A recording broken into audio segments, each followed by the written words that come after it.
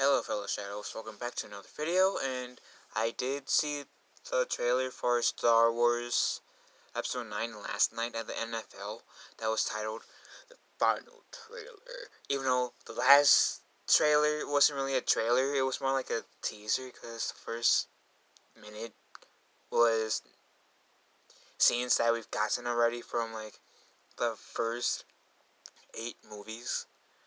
So they were trying to hit us with a nostalgic play, especially with the first 6 movies, scenes from the first 6 movies. And so, and I feel like, because I made the same, I did my review on my own channel yesterday after it came out, and I did say in my video last night that I feel like they should have waited until like about the second week of December to have the final trailer. Because we're still 2 months away, technically. So, waiting like the second week of November saying, hey, we're going to release the final trailer would have been better, in my opinion. But, anyways, I have my Star Wars shirt on. So, then let's get into the discussion on how I feel about the Rise of Skywalker trailer. That's supposed to be the final trailer. Which I wonder if we're going to get a final trailer to the movie. I'm sorry. Anyways. So jump starts out. Rey is doing some hops from like onto planets, and I believe the Force planet has to be Endor, because it was confirmed that the second Death Star was going to be in Star Wars, in the Star Wars movie. And if you guys remember, the second Death Star, it was over the forest moon of Endor. So that's why I'm thinking when we like one of the two parts where we've seen Rey jump was Endor. I'm gonna try to be somewhat positive as this, as well as showing my criticisms in this as well. What can I say? Is it bad that I feel like what Luke said is one of the things to be a Jedi is to face your fears, or pretty much like that. Is it bad that I feel like this voiceover of Luke was more Luke Skywalker than the Luke Skywalker that we got in The Last Jedi? Is that bad? Because I have feeling it's bad. It is bad. Because that line seems like something the Luke Skywalker from like possibly like Return of the Jedi would say. Not from The Last Jedi. And it was great to see Leia again. Like, of course, it was a scene where Rey is hugging uh, Leia, which we already knew that they were going to use like some old footage of Leia from The Force Awakens and The Last Jedi into the last Rise of Skywalker. And clearly that hug was supposed to be like reminiscent, or that recycled data they used for Leia was pretty much them using it from the last scene of The Force Awakens before the Resistance found the location of Luke Skywalker. I'm not stupid, but regardless, got a scene of Leia in here. I liked it. It wasn't too long, it wasn't too short, it was kind of like a sneak peek, and I liked it. Next we got to see Lando again. Apparently he was in 2 scenes. One was when he was in the Millennium Falcon with Chewbacca, I believe he was with Chewbacca. And I liked that. I thought that was pretty cool. The second one was when, it's actually towards the beginning of the trailer, when Poe said, these people, there will be good people that will fight as long as we lead them. Apparently he was in the crowd of people that had missed. I was like, okay. I mean, I'm not saying okay as I guess or whatever. It's just I need to rewatch the trailer to spot Lando again in that crowd.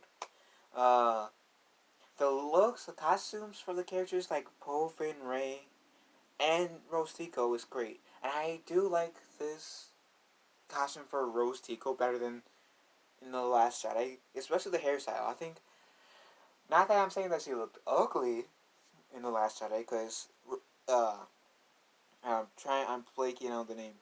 Uh, something Marie Tran. Kelly Marie Tran. She's a really beautiful girl, and she was so beautiful in The Last Jedi. Just if we're going to talk about like hairstyle change, like the hairstyles, which one I prefer, the Last Jedi hairstyle or the Rise of Skywalker hairstyle for her, which I can't believe I'm actually talking about hairstyles. I'm a dude. I'm not even into fashion, but I like the Rise of Skywalker hairstyle better for Rose Tico. And I still am on the side where, yes, Rose Tico was not the best written character in The Last Jedi, but I'm also on the side where people went too far when they decided to harass Kelly Marie Tran on the internet because she decided to play Rose Tico.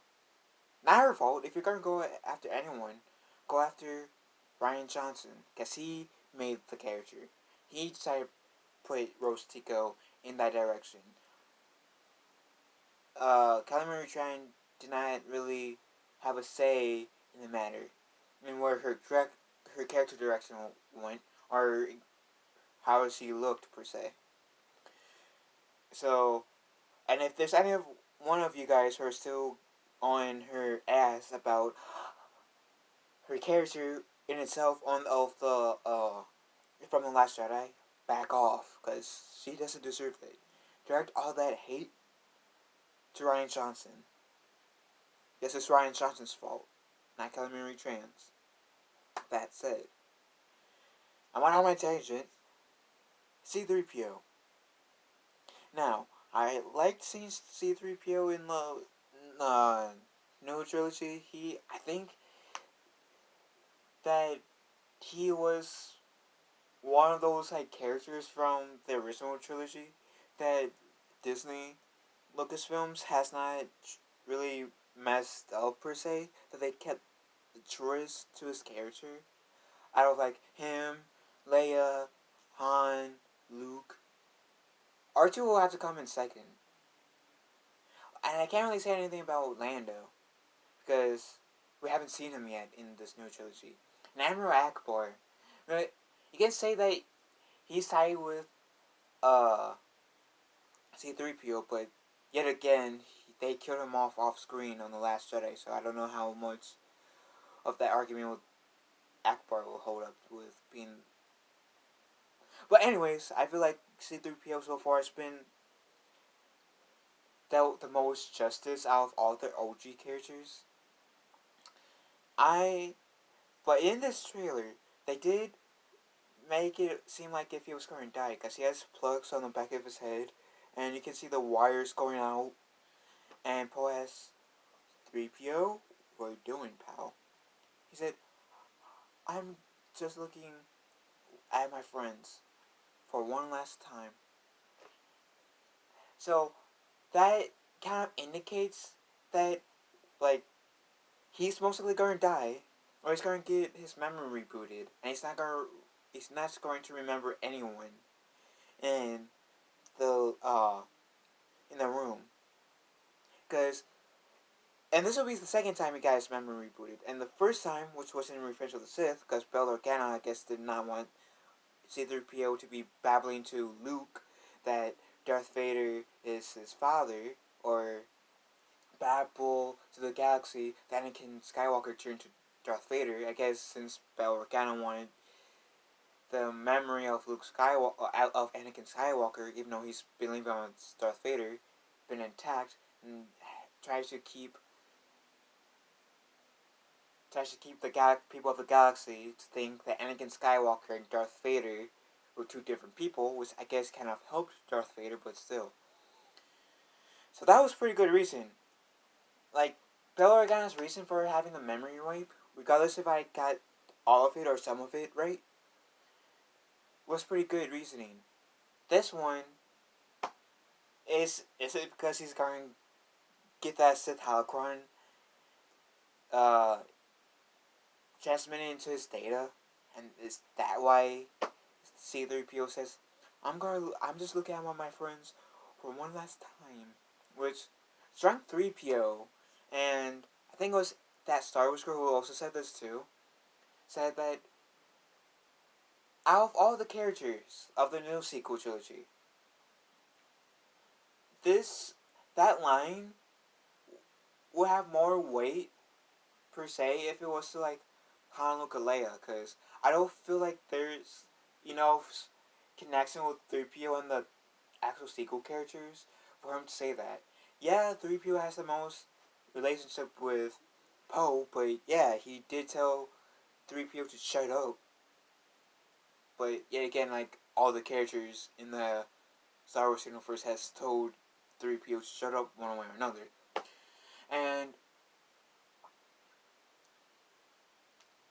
well, the only original trilogy character in that room that I saw in that trailer was R2D2.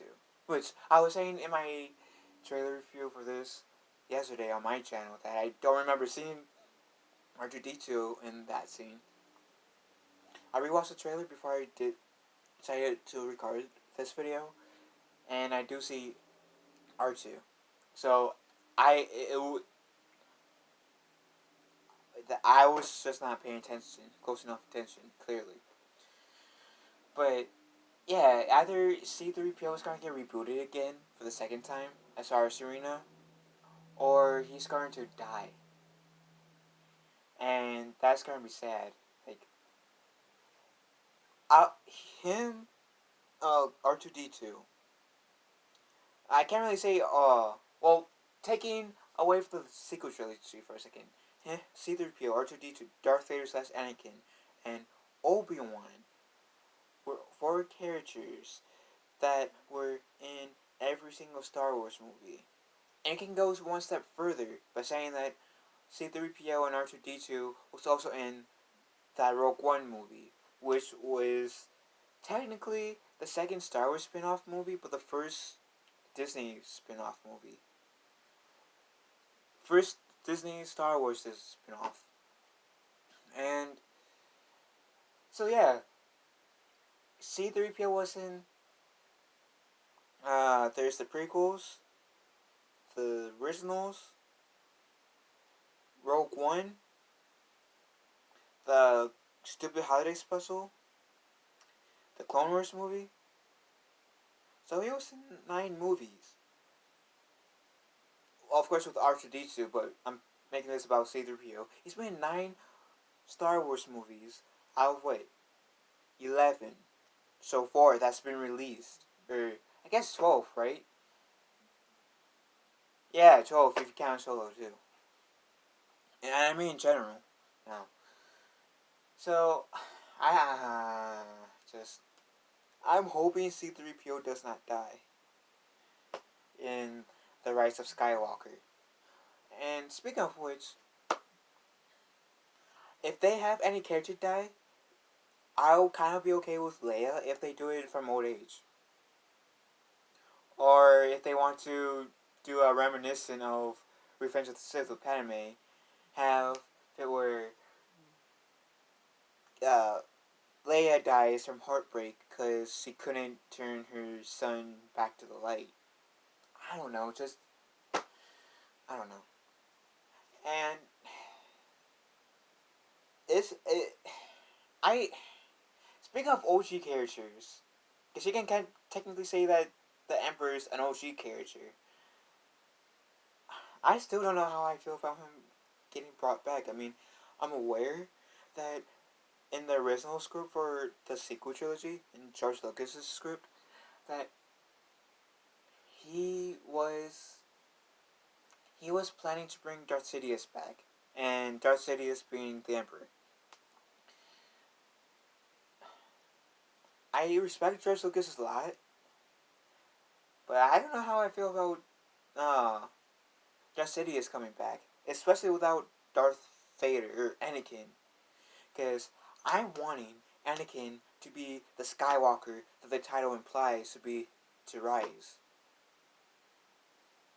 I mean, I wouldn't be surprised if it's Rey or possibly Kylo Ren, because technically Kylo Ren is a Skywalker descendant.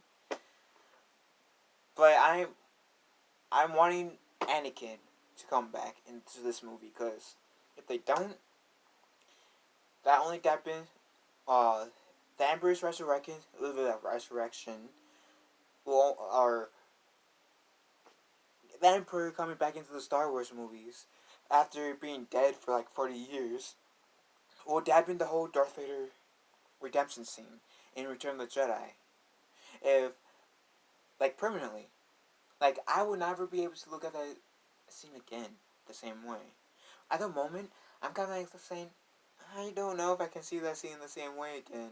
I mean, I still have the DVD version, so I don't get to hear Darth Vader saying, no, no. You know, like the Blu-ray versions had. But here's the thing. Yeah, the no part kind of dampens that redemption scene a bit, but it wouldn't damage it as much as bringing back the Emperor and not having Anakin in the movie at all. If Anakin was in the movie and in some way, and if he gets resurrected too, then that would be great.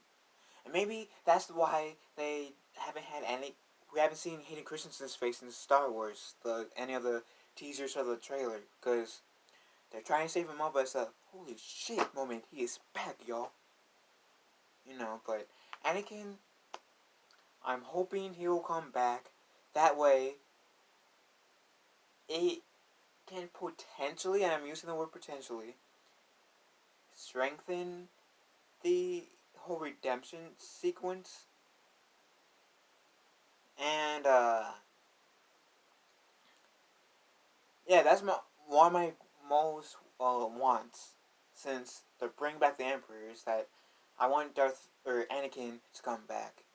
And maybe he can also be the catalyst of bringing Kylo Ren back to the light side, which would be cool. I'm hoping that will actually have character development for the main heroes of the sequel trilogy, plus a little bit more for Kylo Ren, because I feel like most of the characters that were like brand new to the sequel trilogy did not get that much character development that was introduced from the Force Awakens to The Last Jedi. I feel like Rey didn't really have any character development. Neither did Finn. Poe, a little bit, maybe. Kylo Ren, a little bit too. But it's only a little bit. It wasn't enough. It's not like with Luke, with how we could see his character development from A New Hope to Empire Strikes Back, or Empire Strikes Back to The New Hope. Same with Anakin, from his progressions from the Phantom Menace to the Attack of the Clones, or the Attack of Clones throughout the Clone Wars series. Take your pick of which one. Or Attack of the Clones to Revenge of the Sith. And then essentially, and his growth throughout the original trilogy to Darth Vader. And even Darth Sidious had his own character growth development in the prequels. So, if the prequels, one of the most, like, that gets some hate on it, has a lot of character development, and the sequel trilogy for, like, the main characters does not have much, if any, that is sad. That's really sad. And that's another thing I want from the Rise of Skywalker. Just, I do find this trailer to be pretty good, and I do, one of the best parts of this trailer is being able to see Rey, Finn, and Poe in the same shot, because I feel like they could have and should have done that in The Last Jedi, but they didn't. And yeah, they should have brought Lando back, and seeing Lando again was pretty good. Here's one of the two best parts, or two of my favorite parts of the trailer. Seeing Poe, Finn, and Rey in the same shot, even though I'm not really emotionally attached to the characters, but it's pretty nice to see the main sequel trilogy heroes together in the same shot, even if it's with an OG character, referring to Chewbacca. And Luke's voiceover, where he said, one of the Jedi's challenges is, or one of the Jedi's, I'm kind of rewording it unintentionally, but Luke pretty much says that one of the Jedi's greatest challenges is to face their fears, pretty much. Because that feels more so of Luke Skywalker than the Luke Skywalker or Jake Skywalker that we got from The Last Jedi. Oh, I take it back. There's not two things I like the most. There's three. Towards the end, when they were saying, when they were having Luke saying, "May the Force," and then Leia saying, "Be with you." Pretty much having Luke and Leia saying, "Be the Force, be with you," but both characters finishing the line off from each other. Luke starts it, Leia finishes it. I thought that was great. I wish we got to see Luke though. That would have been cool. I actually do wish we got to see Luke in this trailer, because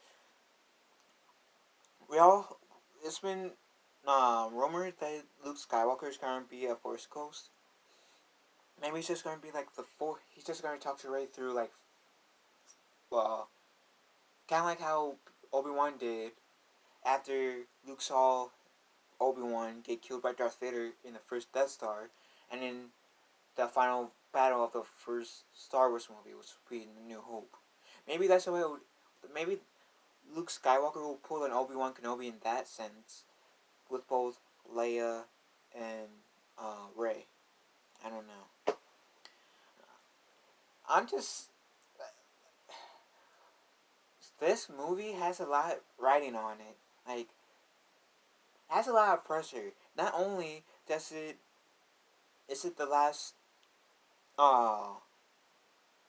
chapter, at least for now anyways, in the Skywalker story, but also has to answer some of the questions that is still lingering from The Force Awakens into this movie, because Rian Johnson did not really answer any questions in The Last Jedi that The Force Awakens had proposed to ask, pretty much.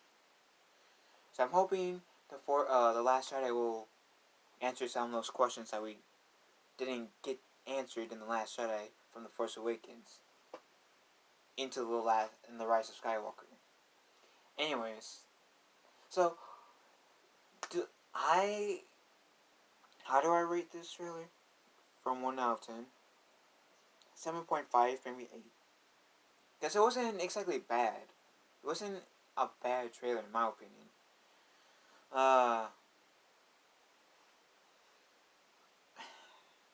Am I more excited for the actual movie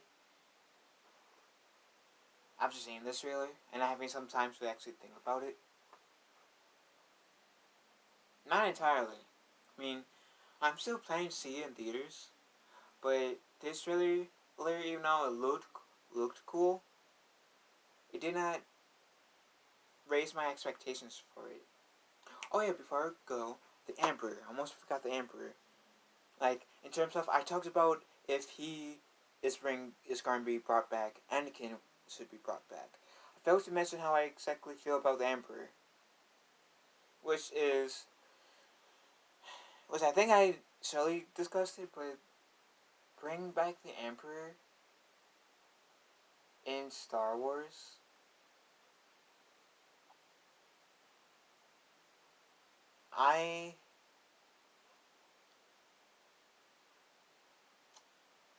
I mean, I'm hoping they'll do the character justice.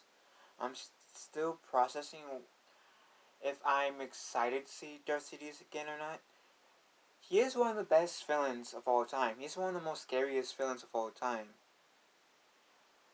But he died in episode 6, as far as we can tell. I'm surprised. Maybe I need to see the movie to actually know how I feel. But right now, I don't know how I feel about the Emperor coming back into uh, the Star Wars universe again after the events of Return of the Jedi this way.